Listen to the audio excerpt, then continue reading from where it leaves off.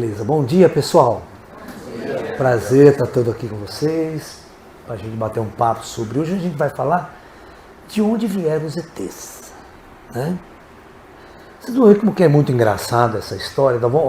Agora, daqui para frente, nós vamos trabalhar sempre com ufologia avançada, certo? Esse negócio de disco voador é coisa primitiva, tá? Nós vamos estar discutindo uma visão bastante avançada da ufologia, né? Para que a gente possa ter coisas novas, refletir sobre novas ideias. Não sei numa palestra os caras ficam falando do ET de Varginha de novo, né? Roswell, tal. Pô, não sabe dessa merda. Com 70 anos, né? A ufologia, né? Ainda não desvendaram o ET de Roswell ainda. Estão acreditando que os americanos têm ET preso, sabe? Isso significa o maior nível de ignorância ufológica. Você achar que os americanos têm ET preso e disco voador capturado. Sabe? É o nível mais avançado de ignorância ufológica. De que mostra que você não entende absolutamente nada sobre quem são os ETs que estão aqui, que nos visitam. Tá? Você não pode capturar gente morta. Como é que você vai capturar gente morta? Prender numa cadeia. Né? Ficar escravo lá na área 51 sem sair nunca, né? Só o Paul que fugiu de lá, né? Lembra do Paul? O Paul que fugiu é ótimo. Você assistiu o Paul? É fantástico, né? Bom, então vamos lá. Na década de 50, quando George Adamski, né? Uma pessoa simples, humilde, né? O George Adamski tem uma história muito interessante, um dos primeiros contatados, né? Assim, de quarto grau, né? De ir para dentro da nave, né? Ter uma relação um pouco mais avançada com os ETs. Ele era astrônomo amador, sabe? E é muito engraçado que a história dele é a seguinte, ó.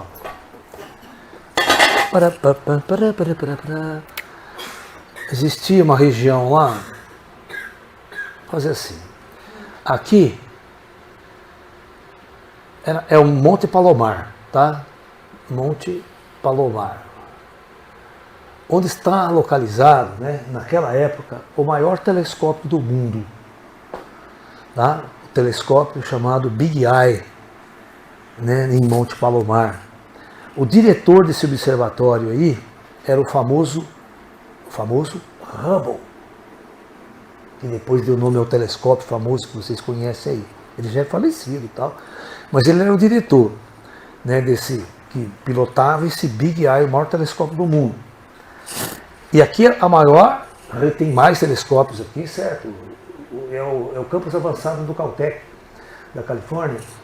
E os maiores cientistas do mundo estavam aqui. Tá? Os maiores astrônomos, astrofísicos estavam aqui. E aqui embaixo, uns 3 quilômetros abaixo, tinha um restaurante chamado Palomar Garden. Tá? E quem era dono desse restaurante era o George Adamski. Né? Um entusiasta assim da astronomia, mas amador, telescopinho dele, ficava lá. E aqui embaixo tem um deserto, sabe? Tem uma região bem deserta, que é a região longe de luz e tudo mais lá, né? E a época era uma época assim de grandes aparições de disco voador, né? Era depois de 47, 48, da Segunda Guerra Mundial, começou aquela onda de aparição de disco voador no mundo sem precedentes. Né? Inclusive o caso Roswell é 47. E aí, ele gostava muito de ufologia, de disco voador. E aí os astrônomos iam almoçar lá, entendeu? Jantar, comer. Ele falava, pô, vocês não viram? Passou um monte de disco voador aqui. E os astrônomos davam risada na cara dele, né? Olha, todas as vezes que você quiser discutir ufologia, nunca convide um astrônomo. Porque ele é a pessoa que menos sabe sobre ufologia. Só porque ele conhece as estrelas, ela estuda tal. Ufologia é um fenômeno atmosférico. Telescópio só capta fenômeno de longa distância. Eles não têm a mínima capacidade ou de entender o fenômeno que está aqui, ok? Então, esquece. Nunca consulte um astrônomo para querer saber informação sobre ufologia. Você vai dar com o burro na água. Todos eles são céticos e não acreditam nessa porra. Tá? Você só vai ficar frustrado. Eu sei que eu sou astrônomo. Eu vivo nesse meio, pô. Né? Conheço todas as cabeças astrônomos no Brasil e tudo mais, fora. Né? Astrofísico e tal. Né? O cara fica lá em cima. Bom, aí, presta atenção. Um belo dia, ele estava no deserto com o binóculo dele lá, o descobridor vem, pousa a 50 metros de distância dele. E sai o cidadão lá de dentro. Né? Bonito, macacão azulado, humano, super bonitão, quer dizer tesão mesmo, entendeu? Fala assim, hey, how are you, my friend? Paz e amor. How? Um emozinho de americano. How, né? Aí, bateu um papo com ele, conversou, tá, né? Falou, vamos conhecer minha nave por dentro, vamos dar uma volta. Mas aí deu uma volta, tá, trouxe ele de volta. De onde vocês vêm? Agora que é a pergunta da nossa palestra de hoje. O ET coça a cabeça, fala, vim de Vênus. Vênus, Calaio. Eu pergunto, por que o ET falou que veio de Vênus? Bom, naquela época, ninguém conhecia absolutamente. Era mais fácil falar que veio de Marte, né? Marte é mais acessível, mais... Né? Mas Vênus, então é um venusino, né? Porque você sabe que a cabeça dessas pessoas não passa de Plutão, né? Não passa de Plutão, entendeu? Em termos de conhecimento e tal. Vocês sabiam que a olho nu nós só conseguimos enxergar 3.000 estrelas? 3.000 estrelas. Das quais dessas 3.000 estrelas, no máximo 100 estrelas têm nome. O resto elas são tudo numeradas. Só as mais brilhantes têm nome. O resto é tudo Epsilon, Eridani, essas coisas. Entendeu? E a galáxia tem cerca de 400 bilhões de estrelas. Então, uma pessoa comum que nem olha para o céu... Né, eu vou fazer uma pesquisa aqui. Né, no meio de pessoas que gostam de ufologia. Vocês já viram Júpiter no céu à noite? Quem já viu, levanta a mão. 1, 2, 3, 4, 5. Você já viu bem? Mostrei para você o Júpiter? Ah, e Marte? Quem já viu Marte no céu à noite? 1, 2, 3, 4, 5, 6. Agora eu vou começar a apertar, hein? Quem viu Vênus no céu? Vênus é o mais fácil de ver, é o mais brilhante, é o segundo astro, é o terceiro astro mais brilhante no céu noturno. Terceiro astro mais brilhante. Primeiro é o Sol, segundo é a Lua e terceiro é Vênus. Quem não viu, vai se fuder. Porque é a famosa, é aquele que nunca olhou para o céu e quer ver disco voador. Ah, obrigado, meu bem. Obrigado. Tem mais, tá? Tá bom, obrigado. Vocês estão entendendo? Se vocês nem Vênus viu, como é que vocês querem ver disco voador? Significa que vocês não olham para o céu. Vocês não sabem nem o que vocês estão vendo. Quantas vezes a pessoa não liga lá, olha aqui, tem um negócio estranho no céu, uma luz muito forte. Olha, porra, é Vênus. Vai confundir com o disco voador. Então o conhecimento, o mínimo de base vocês têm que ter quando olha para o céu. Agora eu vou fazer uma pergunta que ninguém viu. Ninguém, nenhum de vocês que está aqui na minha frente viu. Planeta Mercúrio. Vocês nunca viram Mercúrio no céu? É um desafio achar onde está Mercúrio no céu. Principalmente sem esses mapas do Google hoje aí que vocês têm na mão. Mas por que os antigos conheciam muito bem Mercúrio? Traçava a rota dele, a órbita, tudo bonitinho. E vocês estão no século XX, celular na mão, nunca olhou para o céu. Você olha para o celular, mas não olha para o céu. Então, a cabeça do ser humano, principalmente do ser humano comum, vocês que são estudados, universitários, estão aqui na minha frente, estudando ufologia. Imagine o Jorge Adams, que na década de 50, né, e era astrônomo, gostava de olhar para o céu, ele conhecia o céu básico. E o ET fala que veio de Vênus. Falei, puta que pariu. Mas até aí tudo bem. Existe a maior discussão entre os astrônomos do começo da primeira metade do século XX, sobre Marte ser um planeta habitado por uma civilização inteligente. Tá? Os astrônomos, através de telescópios, né, olhavam Marte e viam lá umas coisas assim, uns riscos estranhos. E os astrônomos interpretaram isso como canais. Eles achavam que eram canais que traziam água dos polos para todo o planeta. Isso só podia ser feito por uma civilização inteligente e tal. E a discussão veio, né? Aí, quantos filmes não fizeram sobre a invasão de Marte, né? Invasão de marciano na Terra, a Guerra dos Mundos, né? De Orson, do H.G. Wells, sobre a invasão de marciano na Terra, né? Mas, com o passado, inclusive tem um material que vocês podem investigar, feito pela Federação Espírita Brasileira, feito pela FEB. É uma animação. É uma animação. Eu não sei porque eles fizeram essa merda. Sabe? Eu não sei porque eles fizeram isso. Hoje, agora, né, no pleno terceiro milênio. Isso é coisa de, acho que uns 5 anos atrás que eles fizeram isso. E colocaram na internet. O Chico Xavier tem um livro de 1940 que chama, acho que, Mensagens. Só esse é o nome do livro. E são vários espíritos que canalizam mensagens ali, né, que é psicografada pelo Chico. E tem uma com o Humberto de Campos. Humberto de Campos, você sabe, foi um grande poeta, tal, né? E ele vai contar uma história sobre a vida no planeta Marte. O Humberto de Campos, dizendo que com o mentor dele, ele foi fazer uma viagem até o planeta Marte. E lá ele vai descrever toda uma civilização avançada, né? Oceanos em Marte, cidades, megalópolis em Marte, e tudo no plano físico. Alright? Ramatiz também fala. Ramatiz também fala essa merda. Aí você começa a perguntar assim, até quanto eu posso confiar no médium, por mais famoso que ele seja.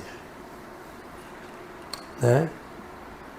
E naquela época ninguém sabia realmente nada sobre Vênus nem Marte. Ok?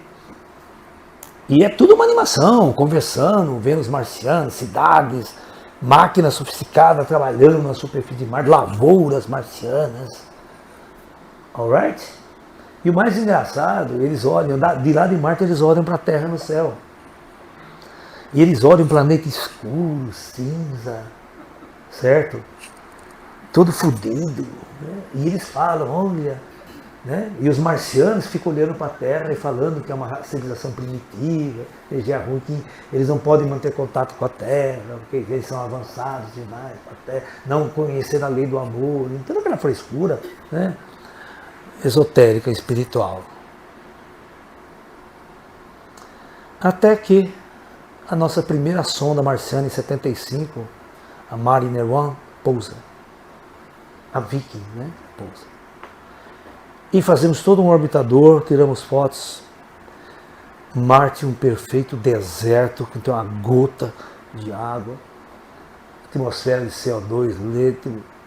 Há mais de 200 milhões de anos que não existe nenhuma bactéria em Marte.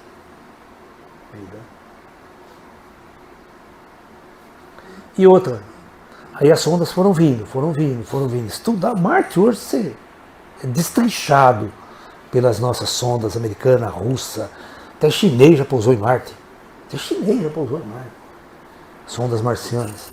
Você sabe que o chinês, né, filha da puta, sabe como é que é essa história deles pousar em Marte?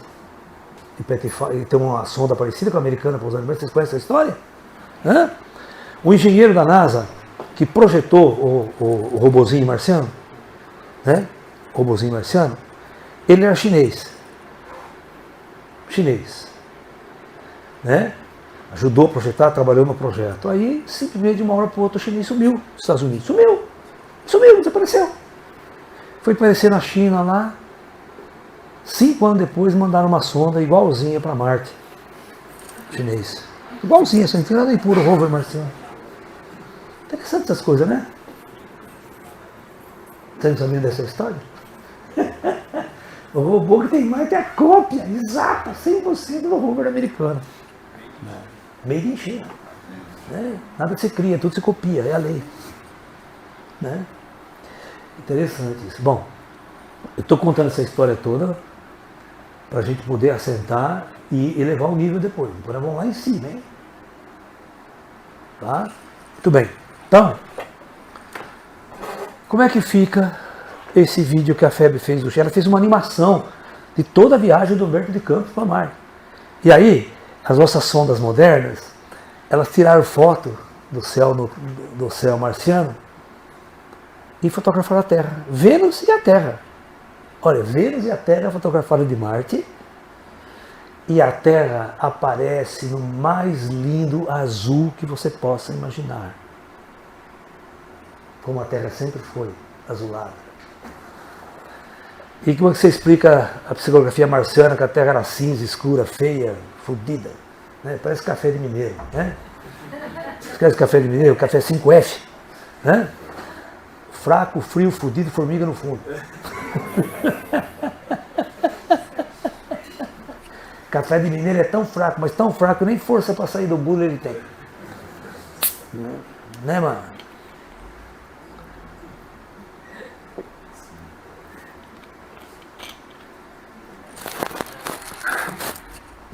Ah, eu tenho uma piada de bêbado para contar, interessante.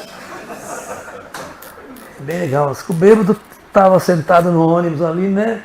Lendo o jornal. Veio uma freira, senta perto dele ali assim, né? Ele bêbado, me pergunta para a freira: ô dona freira, o que é esse negócio de artrose? A freira já aproveitou para dar um esporro nele, né?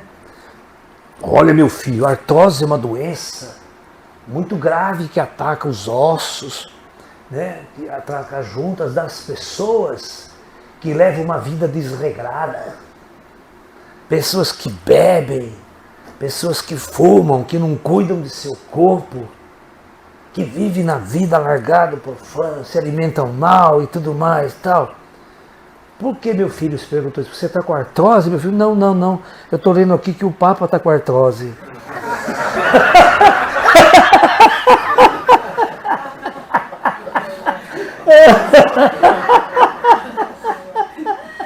Não sou eu, não. Tu vai estar. Essa foi uma saída boa.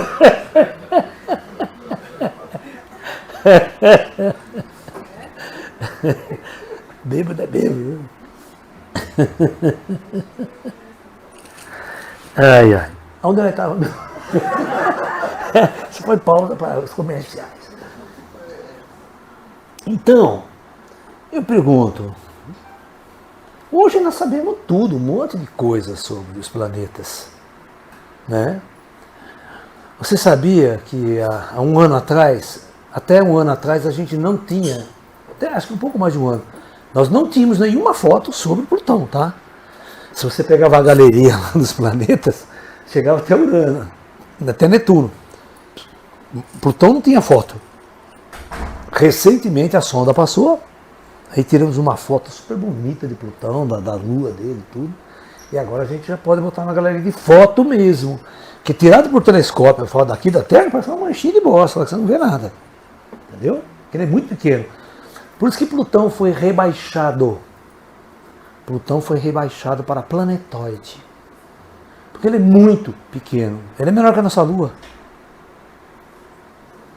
Hoje, você sabe quantas luas a gente detectou em volta de Júpiter? Quantas luas tem Júpiter? 78 luas. 78 luas. E Saturno? Tá um bom monte. É tudo acima de 50. Entendeu? Então hoje nós conhecemos muito bem detalhado o sistema solar, né? E como se não bastasse, agora nós estamos descobrindo planetas orbitando outras estrelas que não sejam o nosso Sol, chamado exoplanetas. Nós já catalogamos mais de 5.000 planetas descobertos ao redor de outras estrelas mais próximas do sistema solar. Não é legal isso? Mostrando que planetas é uma coisa extremamente comum ao redor de estrelas. Toda estrela tem planeta em volta.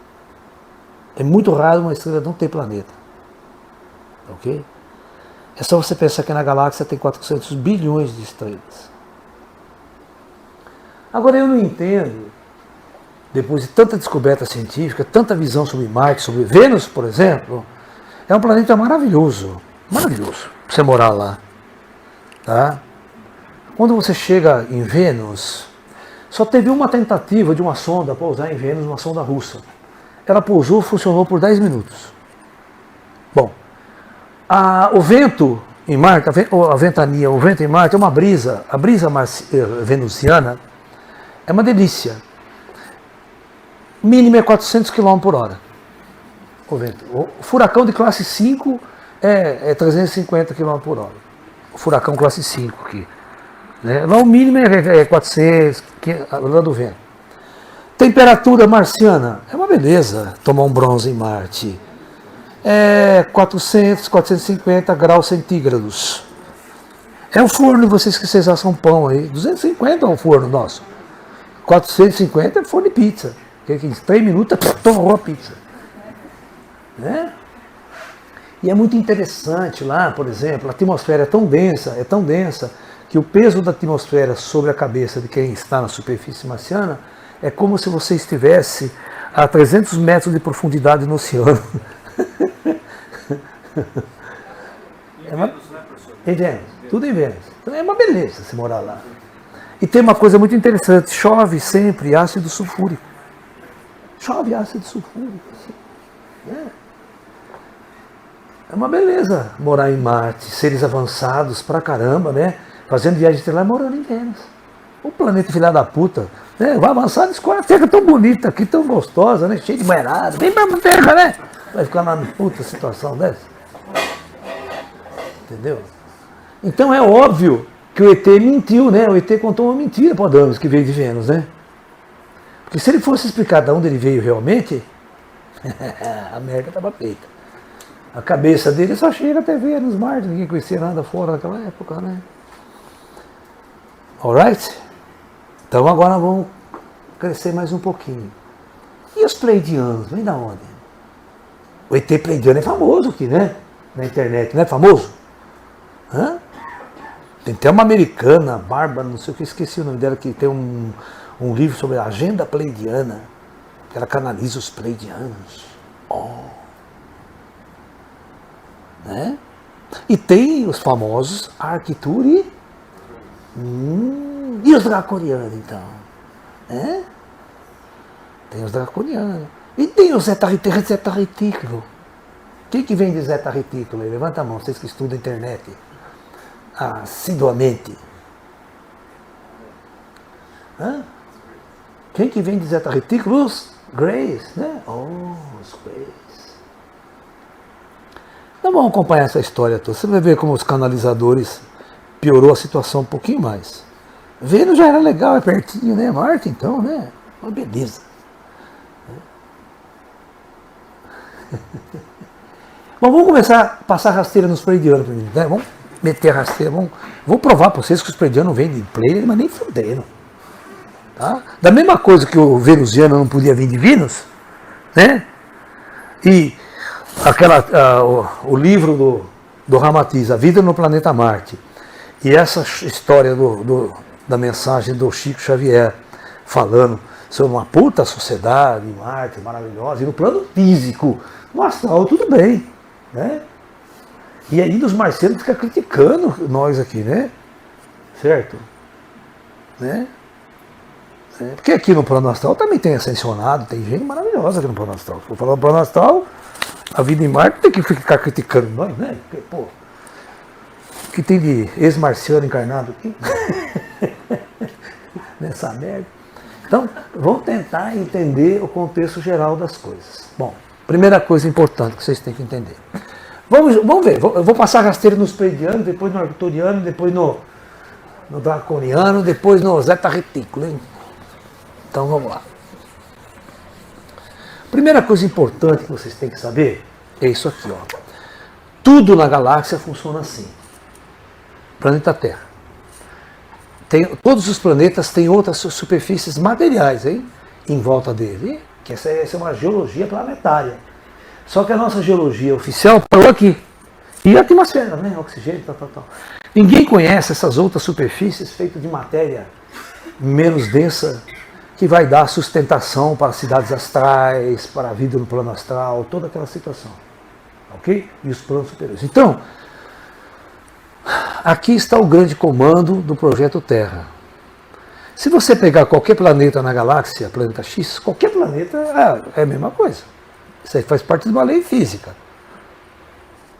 Se tiver vida aqui, ó, na superfície do ET, com certeza ela também é controlada pelo comando planetário do planeta X. Então tudo é de cima para baixo. E os ETs reencarnam, cara, eles morrem também, ó. Que nem nós morre, nós nasceu, morreu, vai para o plano astral. E quem controla toda essa experiência planetária são os espíritos mortos. São ET morto. ET morto, no sentido, né? Para nós, o que é a morte? É sair do plano físico, né? Então, é isso que vocês vão ter que entender. Precisa entender qual que é a verdadeira origem. Né? Então, eu vou começar com as Pleiades. As Pleiades é um aglomerado estelar, assim, ó, presta atenção. Que nós temos 7 estrelas principais mais brilhantes. 1, 2, 3, 4, 5, 6, 7. Essa daqui é a famosa marrom. A nossa marrom. Vocês não sabem o que é a marrom? Alcione, pô, cacete. Oh, falta de conhecimento musical, né? Não sei se vou aturar estes seus abusos. Né?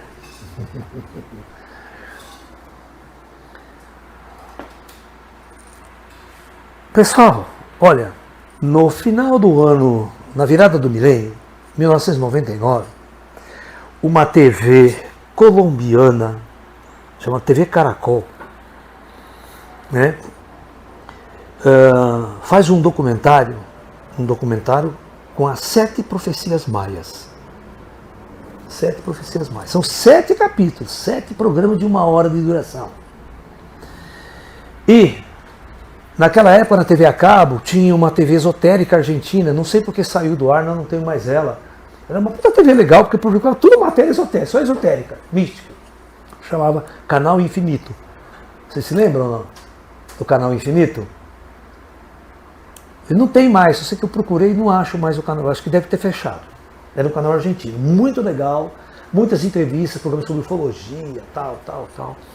E eles passaram então essas 7 profecias maias, baseada, né, no famoso estudo do calendário, novo calendário maia, feito por aquele mexicano chamado José Arguellos, que inclusive esteve aqui no Brasil, dando os famosos cursos dele sobre a profecia maia, patati, patatá. Alright? Certo? Tudo bem.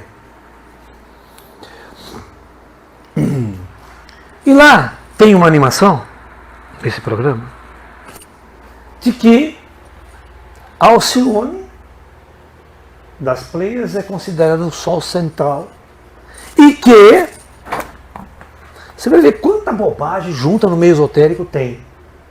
Mas bobagem de bobagem mesmo, saca?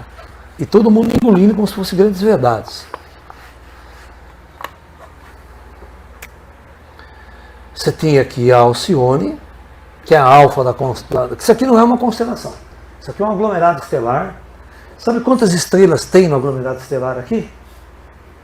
As mais visíveis são em torno de 7, elas são brilhantes, dá para você ver. Todas elas têm nome.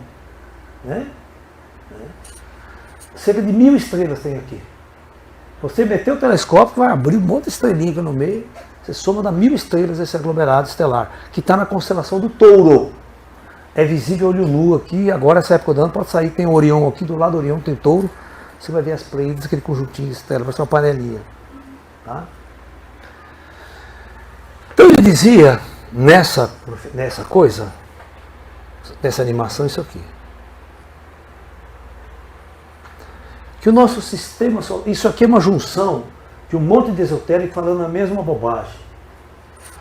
Que tem dividido em 5 partes, eu dividi isso aqui em 5 partes. E que aqui o nosso Sol, com todos os planetas do sistema solar, circularia, orbitaria o Sol central de Alcione. Ok? E que ele dividia essas duas coisas aqui assim. Aqui ele chamava de noite galáctica. E desse lado aqui, o dia galáctico. Como se tivesse um Sol, né? E seria que isso aqui é dividido em 5 partes, e essa órbita aqui, do Sol fazer, segundo uma contagem de tempo maia que eles descobriram lá numa contagem longa, que tem 25.650 anos. Isso existe, tá? Tem lá no Totem Maia, a numeração, o calendário Maia, mas estudaram muito os planetas, sabe? Eles conheciam o ciclo de Vênus com uma perfeição matemática, numérica e tal. Mas isso aí, só quem sentar, não tiver nada, não tiver mulher, vai ficar olhando para você, anota tudo, tá resolvido. Se arrumou, casou, se fudeu, não vai ver mais estrela nenhuma.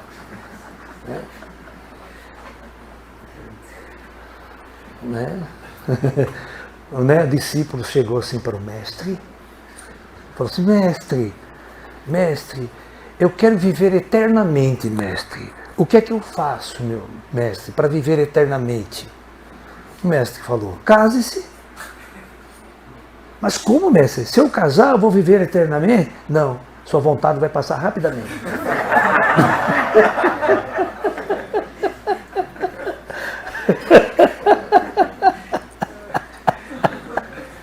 Isso é boa, né?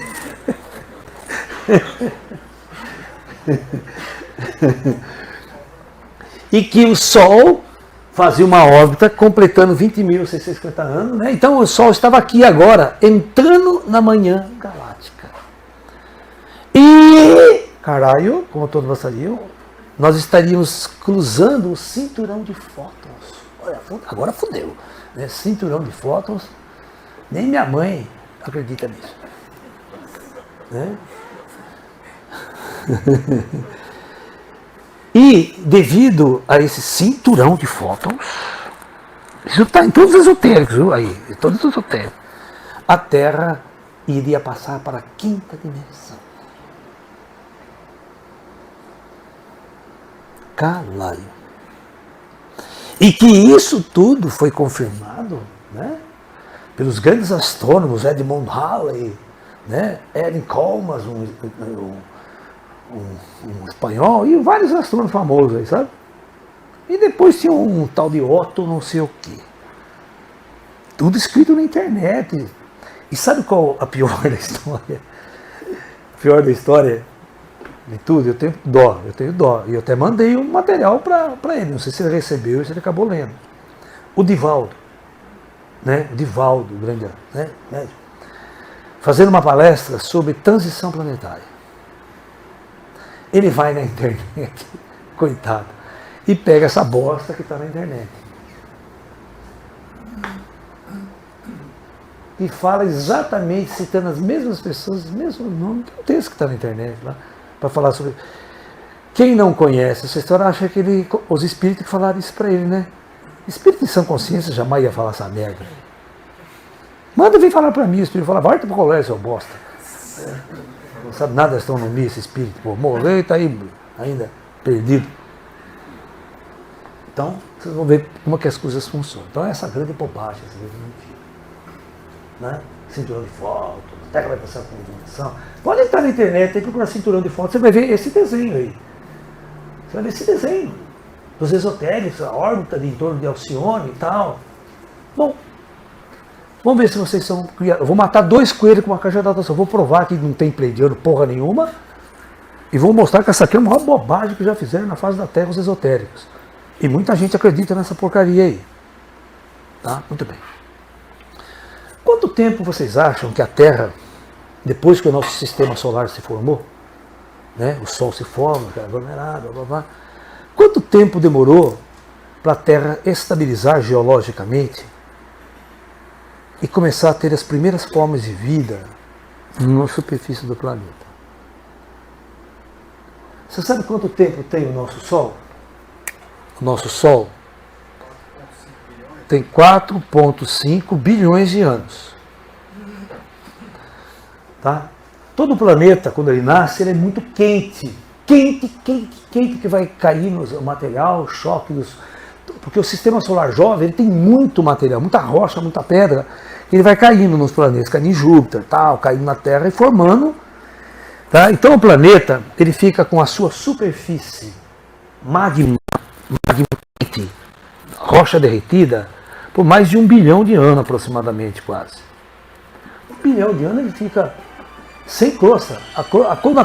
Porque como ele não tem como transferir calor para o externo, não está em contato com nada, demora muito para esfriar. E a crosta endurecer.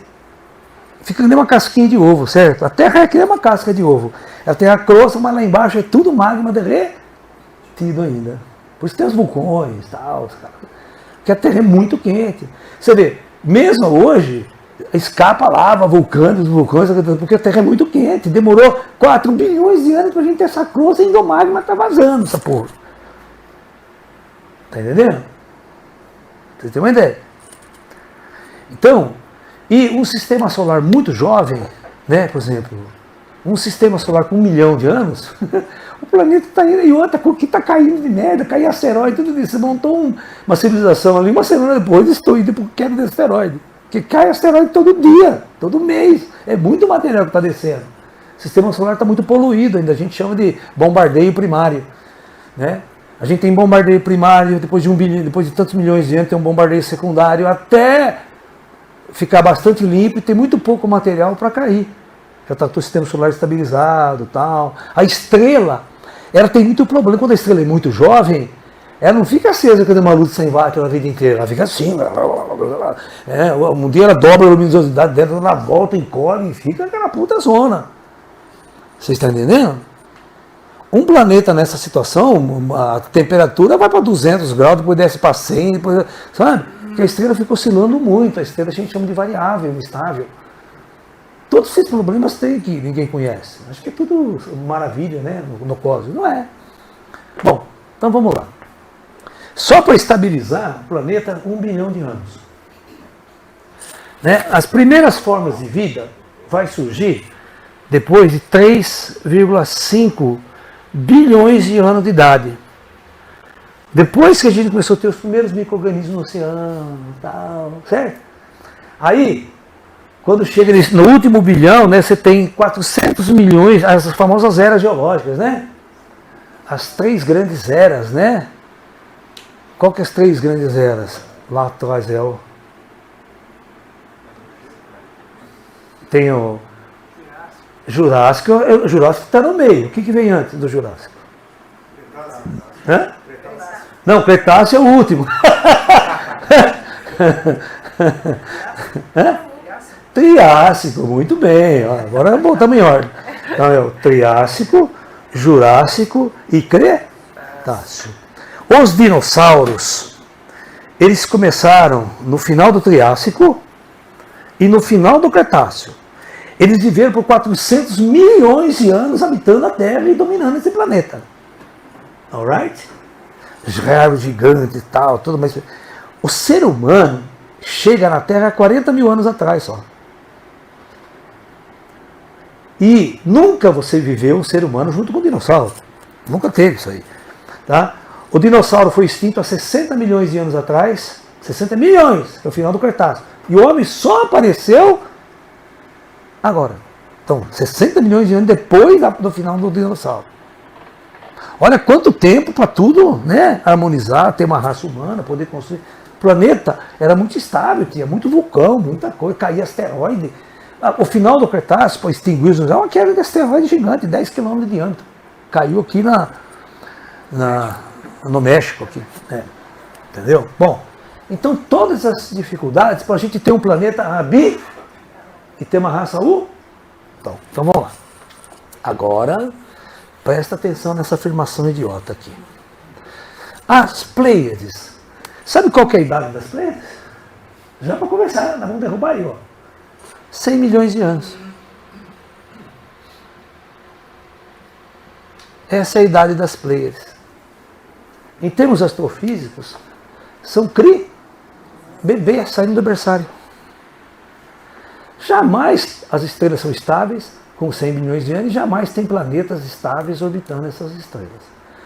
Primeiro lugar, como é que a gente vai circular o Alcione se essa bosta nem tinha nascido ainda, mas já era velha pra caralho? Eu quero que vocês me expliquem isso. E outra, qualquer cientista sabe que essa distância entre Alcione e nós, ela dá 400, presta atenção, anos-luz, gente. Se você colocar nessa fórmula gravitacional aqui, ó, de Newton,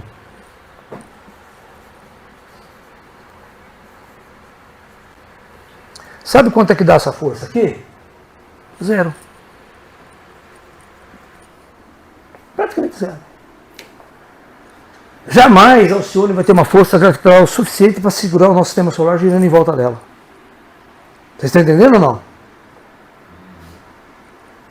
Já fudeu essa teoria aqui, ó. Nós matamos 2 coelhos com a cajadada só, certo? Os pleidianos não podem vir das Pleiades. Da mesma forma que o venusiano lá do cara não podia ter vindo de Vênus. Certo? Matamos a teoria, Sol central Alcione, circulamos. Né? Na verdade, essa data aqui, né, esse número aqui, não passa da precessão do equinócio. Que os antigos astrônomos já tinham descoberto lá na Aristarco, lá, os gregos, os ptolomaicos tinham descobrido já essa contagem longa de tempo, que é a precessão do equinócio. Precessão do eixo da Terra, que tem essa contagem longa de tempo. Então, veja bem, e aí eu fui pesquisar essas informações do cinturão de Edmund Halley, nunca falou isso, e não teria capacidade instrumental para determinar essa órbita aqui. Uma observação para detectar se um sistema é central demoraria mais de 1000 anos de medidas naquela época. Hoje, com os instrumentos modernos, não. Né? O meu livro de astrofísica, quando você olha 2 estrelas no céu, você pode olhar 2 estrelas próximas assim. Você tira uma foto. Mas você nunca sabe se essa estrela está orbitando uma a outra. O que você tem que fazer? Você tem que tirar foto disso aqui por mais de 100 anos. Porque o movimento das estrelas é muito devagar para nós. Agora, se você perceber isso aqui, ó, você tira uma foto hoje, daqui 10 anos você tira, daqui 20 anos, daqui 30 anos, você percebe que está acontecendo algo assim, qual a conclusão você chega? Que esse sistema está girando em volta da outra. E aí você faz o levantamento, na hora você mede a massa, você mede tudo isso. Aí se você percebe que tem 2 estrelas, você observa ela durante 10 anos, ela continua do mesmo jeito. 20 anos, do mesmo jeito. 30 significa que são duplas aparentes. Elas não estão ligadas gravitacionalmente. Uma está aqui, outra lá, milhares de anos lá atrás, aqui, e não tem nada a ver com essa aqui. Você está entendendo? Então, temos muitas técnicas para determinar se isso aqui funcionava. E é claro que não. Nada, ó, todas essas coisas aqui já mela. Então essa teoria esotérica aqui, ó, pode jogar no lixo.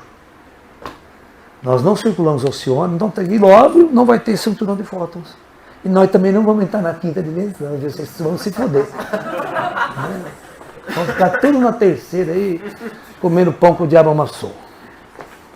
Né? Professor, mas uma raça avançada pode estar lá nas Pleiades. Fazer o quê? Colonizado lá. Pra quê? São burros. Tem tanto planeta gostoso, bonito, como a Terra vai colonizar um planeta que está tudo estável, caindo um asteroide na cabeça. Tem que ser burro para fazer isso. Porque a Sheiliana, né, da Mônica lá de vem de lá. E então, aí que tá. Então você vai lá, quando ela estiver canalizando, fala, porra, como é que você pode ir lá se tem que ser... Você tem que explicar essas coisas para a Sheiliana. A Sheiliana vai explicar para vocês. Eu não me meto nessa história. A história é que o planeta deles foi destruído, eles foram canados e foram para lá. E por que ele não vier para a Terra, que é mais gostoso, mais bonito essa porra aqui? Mar, oceano, praia, mulher pelada, topilé. Vai lá para aquela puta planeta do cacete, vai escolher as planetas para ir. Esse negócio de planeta destruído é uma bobagem, porque tá todo mundo no plano astral, cara. Sabe? Não há uma necessidade de fazer transporte físico. Isso é bobagem. Nós temos que evoluir. Isso que eu tenho, eu preciso fazer vocês evoluírem mentalmente. A vida é no plano espiritual. No plano espiritual a gente não precisa muito de planeta, não, cara. Eu vou provar que ninguém nasceu em planeta nenhum. Vocês não vieram de planeta nenhum. Ninguém nasceu em planeta nenhum. Ninguém mora em planeta. Essas raças avançadas não são de arquiteturas, não são de porra nenhuma. Nós estamos no planeta, mas vocês não são daqui da Terra. Vocês chegaram aqui, e 86% são almas que estão na primeira encarnação aqui na Terra. Vocês não têm nada a ver com a porra desse planeta. Vocês podem estar em qualquer planeta que vocês quiserem. Então vocês não são da Terra. Não adianta você sair daqui e falar, chega lá no outro planeta, sou da Terra, vim da Terra. Vocês não vêm da Terra coisa nenhuma, vocês não têm nada a ver com esse planeta aqui. Ninguém trabalha para manter o plano físico eternamente. A gente sabe, toda a raça avançada sabe que a vida é fora da matéria. É lá nos planos astrais superiores. Vida na superfície, ninguém faz viagem interestelar levando o corpo físico. Isso é só nós aqui querendo levar para a Lua. Mas depois que a gente avança pra caramba, a gente vai em espírito, deixa o corpo aqui e vai fazer transporte interestelar com o espírito. Entendeu? O espírito é muito mais fácil de transportar, de trabalhar, de operar. E outra, a tecnologia quando ela avança, a gente faz avatar. Manda o avatar. E a gente controla o avatar daqui. Você sabe como é que funciona isso? Não? Tem um seriado que está na internet, que vocês têm que assistir para começar a entender o que é o futuro.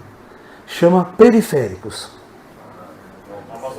Na Amazon Prime? Então, você sabe o que é os periféricos, né? Deixa eu contar a história. A Terra está em 2050. 2050. Né? E eles desenvolveram uma tecnologia lá de fazer androides. Eles fazem androides tão perfeitos, que eles vão chamar de periférico. O que eles fazem? O cara da Meta lá não bota o seu óculos para ver o mundo virtual? Agora é assim, ó. Então, vamos supor que eu quero viajar para a Inglaterra. Certo? Não tem muita grana, vai pegar avião, é um saco do caralho. Então, os caras construíram periféricos que é igualzinho humano, perfeito, é um androide humano. Só que ele fica desligado lá.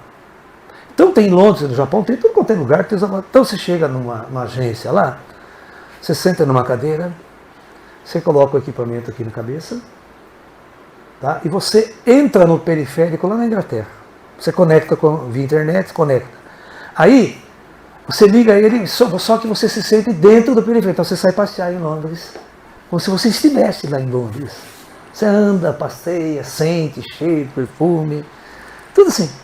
Usando um peri, nós vamos fazer isso para viagem interestelar. Eu não vou levar o ser humano para Marte para se fuder, mas bota o periférico numa nave, a hora que ele pousa lá, eu conecto com ele e saio andando para Marte. E eu tenho todas as sensações que eu estou lá. Essa é uma tecnologia que vocês vão ver no futuro. Mas a coisa vai mudar, porque descobrir o espírito vai acabar essa merda. As pessoas não querem fazer mais coisas no material, no plano físico, fazer androide e tal. Porque a gente tem espírito, sai e vai lá, cara. É muito mais fácil. Você vai conectar com toda a inteligência que está aqui no plano astral, vida após a morte, os ETs, tudo avançado, está tudo aqui. Você vai descobrir que você é um ET também, que veio de fora, já andou em nave espacial para ser transportado para a Terra. Vai descobrir tudo isso. Né? Então, primeira coisa, nós destruímos a casa dos pleiadianos. Esses ETs, então, não vêm das Pleiades. Você acha que eu, astrofísico, conversando com os espíritos, ETzão, tudo que está do meu lado, você acha que eles iam me enganar? Eles não vão usar a linguagem igual usou para o cara lá. E nem para muitos esotéricos, que não entendem porra nenhuma de astronomia, vai falar que veio das Pleiades. É óbvio, ele sabe que eu tenho conhecimento básico de astrofísica. E que isso é impossível de acontecer. E cinturão de fótons é pior, né? Você sabe o que é um fóton? Um fóton é uma partícula de luz, certo? Teoricamente. Né? Só que fótons só caminham em linha reta. Não, ele não fica fazendo curva. Jamais ele vai fazer um cinturão. Fóton não vai ficar andando em torno da tudo, um cinturão de fóton ao redor aqui que a Terra vai passar. Caralho. Já é uma incongruência física totalmente distorcida. Não existe cinturão de fótons. Fótons são partículas que, quando emitidas, já caminham em reta. Vai embora, na linha reta. Não sai, não para mais. Nunca vai ficar... Oi? Hã? Buraco negro é outra história. Tá? Não tem buraco negro nenhum aqui. Se tivesse, você estava fodido. Reza para não ter. Buraco negro perto da Terra já estaria sugado.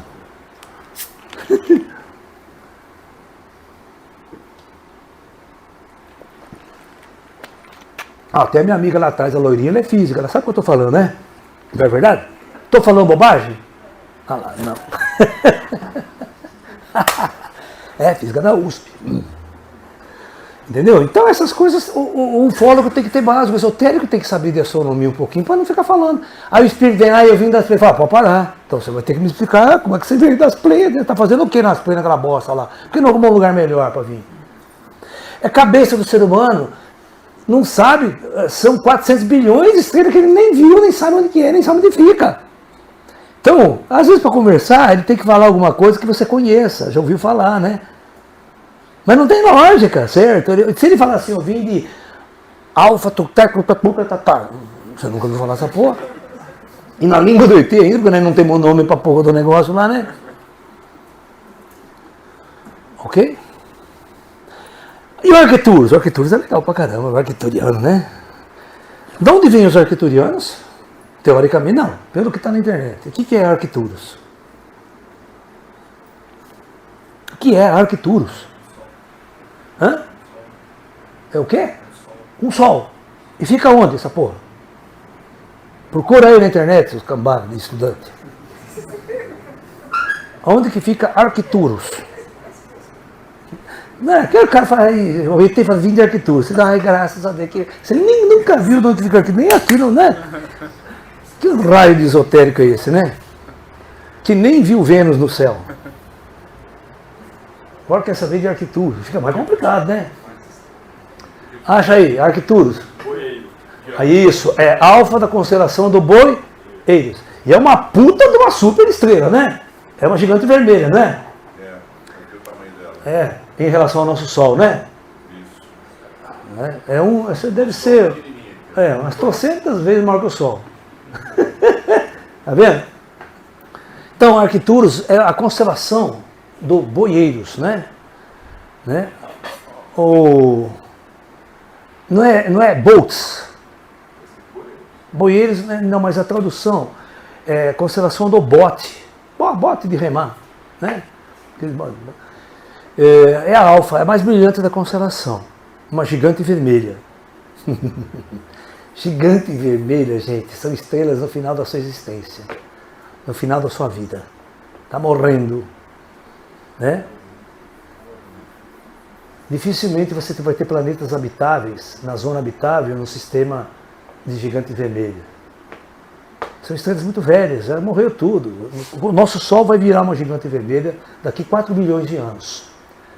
Nós não vamos usar mais o planeta Terra nessa época para montar projetos planetários na ordem física.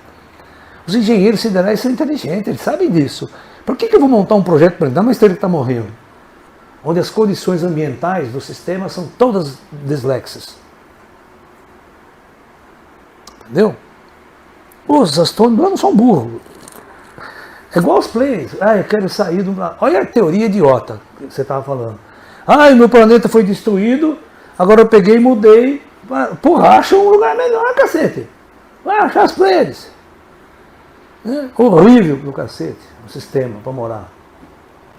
E outra, não falei que as Pleiades têm 1000 estrelas? Qual estrela das Pleiades vem os pleiadianos? Eu tenho específico isso para mim. O seu planeta que você veio está orbitando qual estrela do sistema? Eu quero que ele fale, porque daí vai precisar essa estrela, vai ver a qualidade dessa estrela, se ela é variável, intrínseca, não, como é que é, sabe? Que existe uma classe de estrelas no céu que são chamadas de variáveis. Tem várias classes, variáveis cefeidas, variáveis... Isso significa o seguinte, que uma estrela, ela está lá. Se você for fazer o gráfico de luminosidade dela, de luz, de brilho, né? Acontece o seguinte nesse gráfico luminoso dela. Tá? Ó, se você for fazer o gráfico do nosso Sol, ó, nosso Sol aqui é intensidade luminosa, aqui tempo, né? E você vai ver que o nosso Sol é isso aqui, ó. Isso significa muita estabilidade. Não varia muito, tal, né? Vai ficar assim durante milhões de anos. Agora me explique por que teve a era glacial na Terra, congelou o planeta até os polos durante mais de 100 mil anos. Ah, era do gelo. Por quê? O que aconteceu? Sol. É óbvio que o problema foi no Sol. Não é problema climático aqui da Terra, não. O Sol fez assim, ó. Ó. Estabilizou para baixo. Diminuiu tantos por cento de energia que ele manda para a Terra. Aí já voltou essa merda aqui. O gráfico de uma estrela variável é assim, ó. Você bota no espectrômetro lá, aí você vê assim, ó.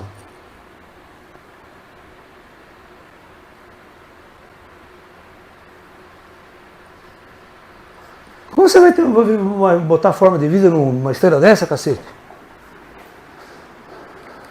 Olha lá. Oi. Se ele estabilizou para baixo durante 100 mil anos, é possível que tenha tido vida nos planetas um pouco mais próximos? Não. Não, porque é muito cedo, né? Não dá tempo de desenvolver forma de vida em 100 mil anos. As coisas são complicadas.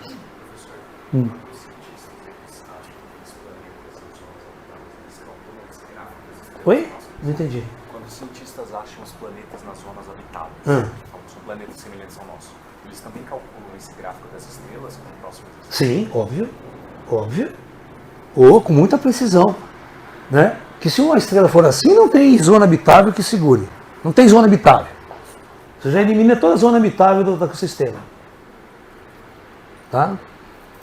A estrela é muito instável. Todas as estrelas jovens são assim, ó. Se você começar a medir as Pleiades, vai dar essa merda aí. Porque elas são estrelas jovens, estáveis. Não estruturadas. Nenhum ET vai escolher um lugar desse para montar um planeta, um projeto planetário na superfície.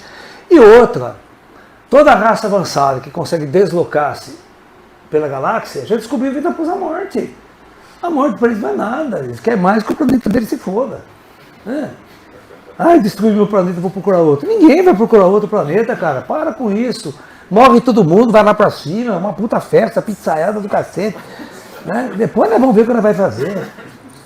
E outra, ninguém em sã consciência quer voltar a viver na matéria, procurar outro planeta para morar e falar, vai tomar no cu esse planeta. Eu quero é mais ficar nessa banda galáctica depois de morto. Vocês estão entendendo? Tudo isso vocês têm que levar em consideração. A vida na superfície minha ou sua é passageira, rapidamente. Né? Sai daqui, isso aqui não é no meu lugar. Isso aqui é 100% artificial. O espírito não gosta de viver aqui. O espírito vive aqui só se fode. Toma chifre, time perde, Brasil. Quero voltar pra essa merda. Corpo cheio de artrose, doença. Ainda mais o cara encarna feio pra caralho, não come ninguém. Cara.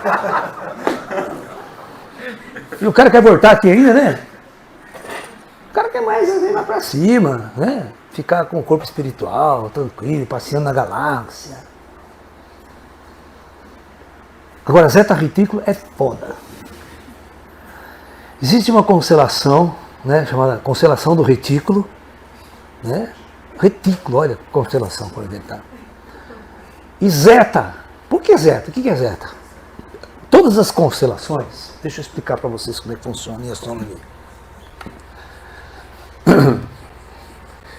Todas as constelações que você vê no céu, que são conjuntos de estrelas próximas, os antigos viam e davam formas de animais, davam formas, né? Você tá entendendo? A única constelação que tem um nome parecido com realmente o bicho que é Escorpião. O resto é tudo uma merda. Invenção da cabeça de quem viu. O Escorpião é assim, ó, presta atenção. Ó.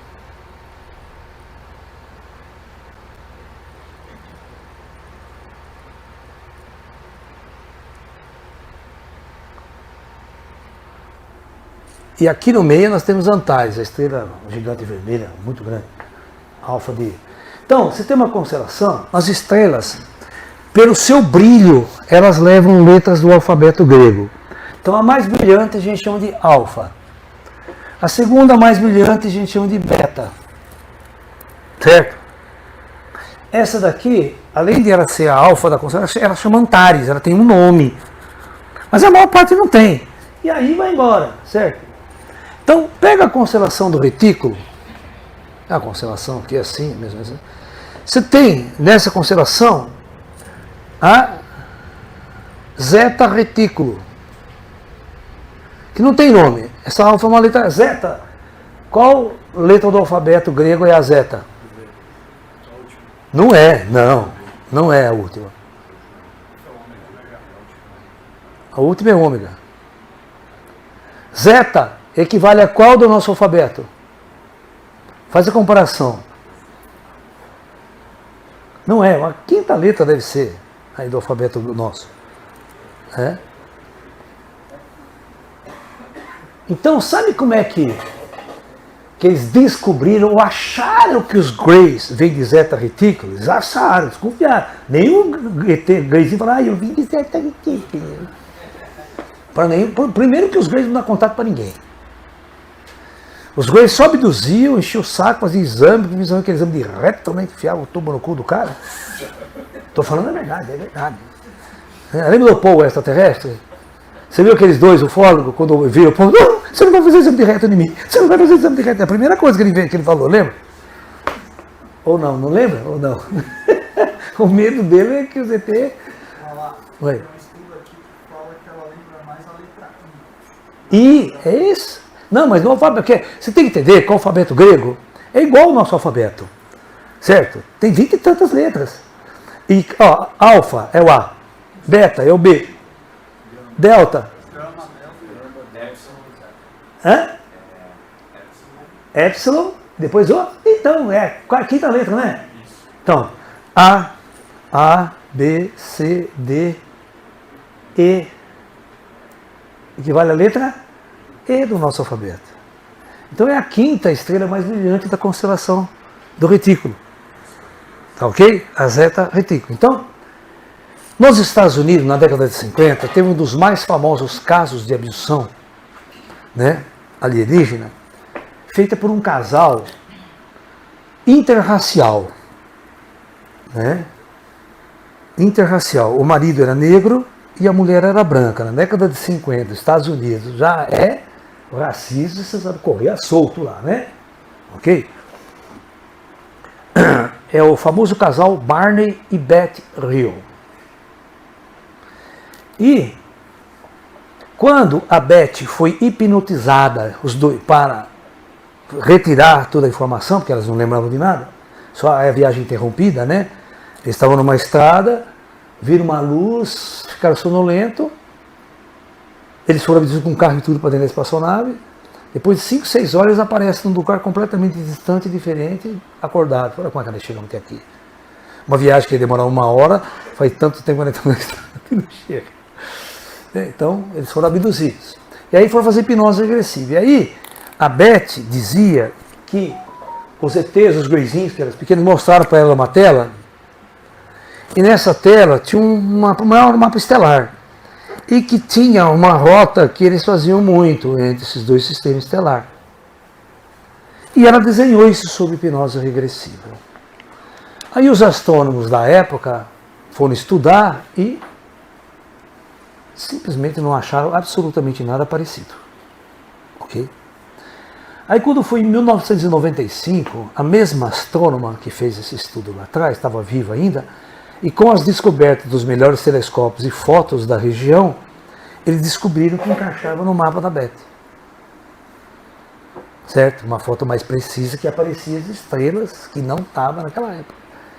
Então, por isso, elas desconfiaram que uma dessas estrelas é a Zeta Retículo, que seria da onde os ETs mais teriam vindo. Olha o milhão de suposição para dizer que o Greyzinho veio de Zeta Retículo. Ele não chegou aqui, sou o Zeta Retículo. Né? Vocês estão entendendo? Então eu vou passar rasteiro em tudo isso aí agora. Nenhum extraterrestre que nos visitam vem de qualquer planeta dessa galáxia. Está escutando o que eu estou falando? E vem com aquela segunda máxima minha. Todos os extraterrestres que nos visitam já estão mortos.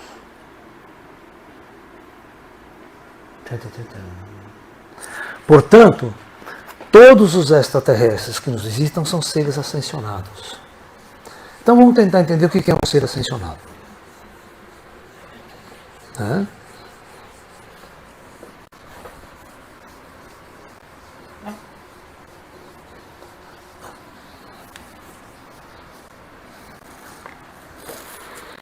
Você acha que os ETs não estão do meu lado aqui cochichando na orelha? Se eu estivesse falando bobagem, já estaria... Conhece aquela piada? Né? Molequinho, né? Tava com uma agulha assim, tinha um formigueiro, ele... Fala, pô, errei, porra! Não, errei, porra! E nessa história passou um padre ali, né? Vendo o molequinho falar no nome feio, né? O menino fala, porra, né? Ficou indignado com o menino, né? O padre, meu filho, né? Onde se viu? Você ficar falando esses nomes feios, aí, padre, vai encher o saco do outro, vai tomar no seu cu, mandou para tomar no cu, sabe? E continuou lá, errei, porra, molequinho, né? Daqui a pouco o padre reza, meu senhor, tenha piedade desse moleque e tal, né? De repente, lá de cima vem um raio, e pega no padre, toma o padre. E aí escuta uma voz lá em cima, errei, porra.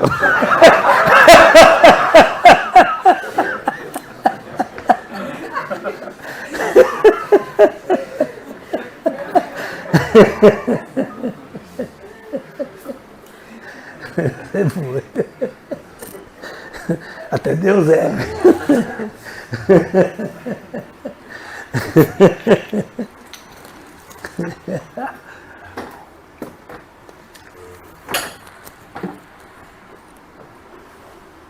Então vamos lá. Terra, planeta qualquer da galáxia. Eu quero que vocês entendam que estão os planos, ó, em torno da Terra. Lá também vai estar a mesma coisa.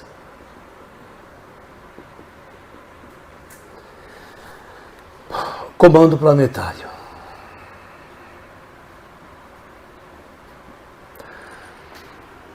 Todas essas pessoas que comandam todo o projeto de superfície aqui estão o que para nós? Morto. Não habita a matéria. Todos nós, olha, presta atenção, 86% das almas hoje encarnadas na Terra estão na primeira encarnação desse planeta. Por quê?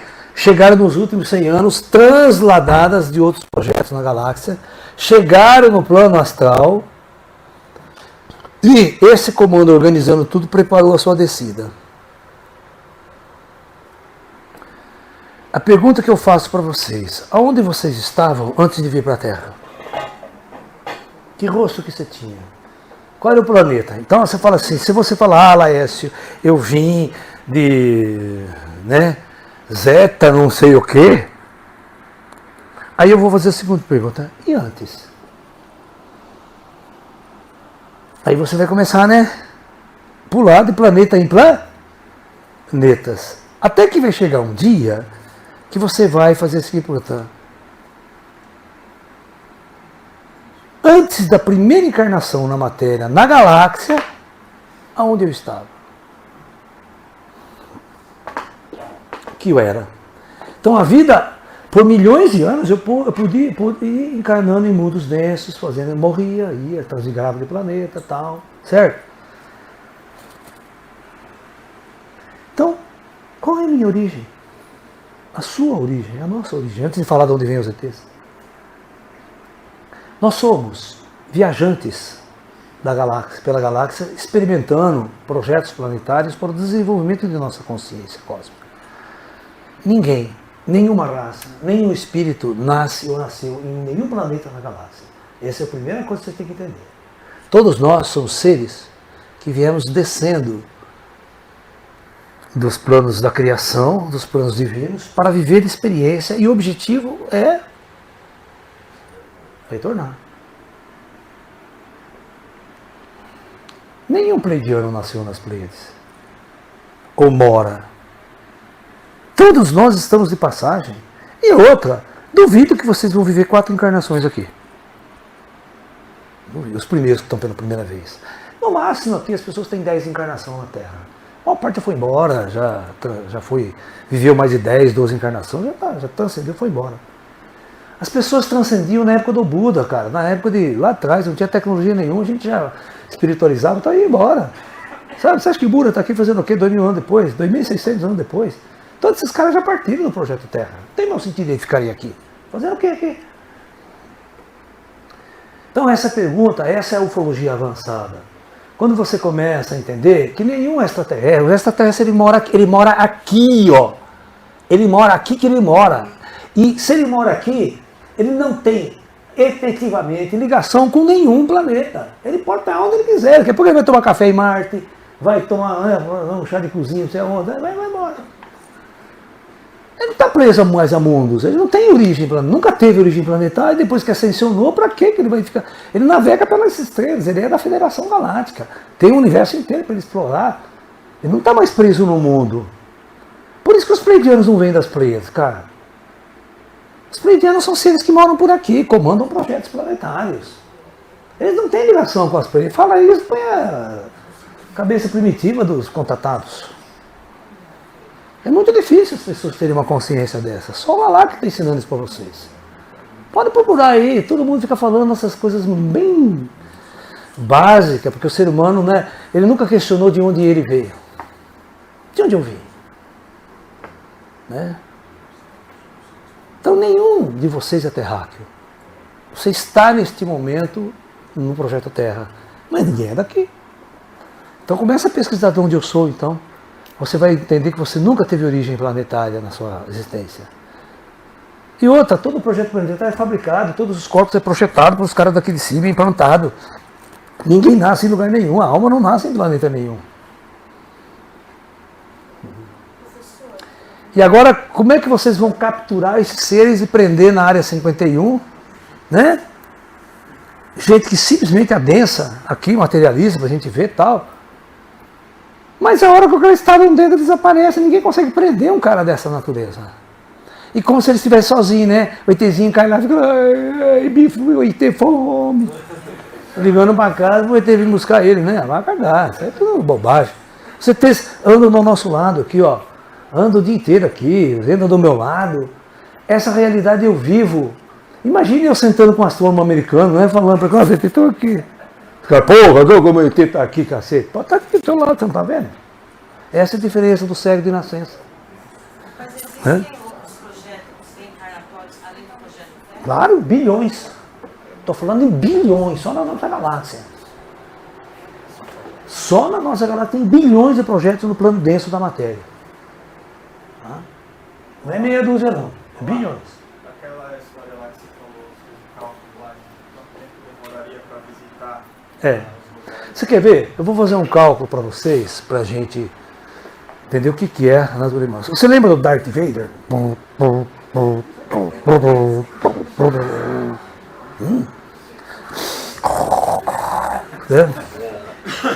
Ele queria ser imperador da galáxia. E de uma galáxia far distante da Terra aqui, né? Uma galáxia lá na puta que pariu. Ele queria ser um imperador. Olha como é idiota. O escritor que escreveu é um idiota. Né? Porque tudo que escreve é humano, né? A história não é real. Vamos supor que o Darth Vader quisesse ser imperador da nossa galáxia. E é engraçado que tem o escritor também, você quer ver outro escritor que escreve essa bobagem? É o Isaac Asimov. Isaac Asimov escreveu 3 livros 3 capítulos na década de 50, chamado Fundação. O primeiro capítulo foi filmado, lindo pra cacete. Foi filmado, não sei se vai sair segunda temporada ou terceira temporada, que é os 3 livros. Acho que está na Prime Video, né? Ou na Paramount, não sei. É muito bem filmado, é lindo pra caramba. Aí tem o cara que ele é imperador da galáxia. Da galáxia. Ele é o rei que tal, tem a famosa geração, como é que ele fala? Que é clona, eles são clonados. Então é uma matriz genética perfeita. Todos o imperador é igual ao outro. Ele morre, ele gera um clone dele, vai indo. Isso é uma geração genética, né? que eles são controlados ao nascimento para ter o corpo perfeito, toda a perfeição. Hã? Apple, né? Apple TV. Vocês vão lá pesquisar e assistir esses filmes. Então, vamos pegar a nossa galáxia. Vocês vão ver como é que é ilógico isso. A nossa galáxia tem 400 bilhões de estrelas. Você viu esse número de estrelas da galáxia nossa. Eu fiz uma conta. Você vê, tem aquele cruzador imperial do Darth Vader, né? Aquela nave gigante, aquela bicuda lá, assim, né? Vamos supor, se eu sou imperador da galáxia, pelo menos eu preciso visitar todo o meu reino, né? Conhecer e ter controle sobre o meu reino. Tá ok? Então o Laércio fez um cálculo simples.